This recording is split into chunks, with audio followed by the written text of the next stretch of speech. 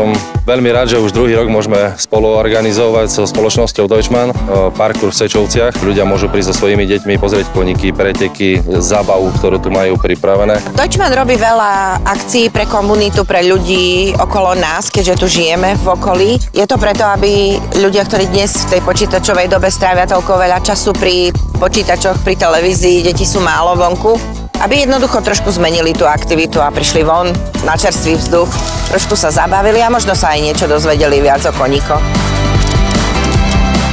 Akcia je perfektne zorganizovaná, deti sa zabavia a páči sa im ten simulátor kravy, takže deti sa trošku pobehajú, sú v prírode. Je tu príjemná atmosféra, môžu tu vidieť koníky, je tu pre deti skakací hrad, kravičku si tu detičky môžu podojiť, za nami je bík.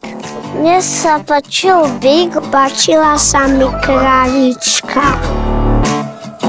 Náš jezdecký klub Larisa je zodpovedný za prípravu pretekov, hlavne v oblasti koní, jazdectva. Na štarte dnes môžeme vidieť kluby z rôznych krajov a okresov. Je tu Spišská a Poprad, čo je asi tak najďalej, Michalovce, Závatka, Prešov, okolie Košíc, Košice. Na týchto pretekoch som sa zúčastnil už druhý rok, keďže sú veľmi výborné tieto preteky, takisto aj parkour majstri urobili výborný výkon, takisto postavili výborný parkour. Na týchto pretekoch som ešte len prvýkrát, náhodne som sa dozvedela a musím uznať, že toto podujatie je naozaj skvelé, aj skvelý povrch, skvelý parkour, takže držím palce usporiadateľom aj do budúcna a určite sa tu vrátime ešte.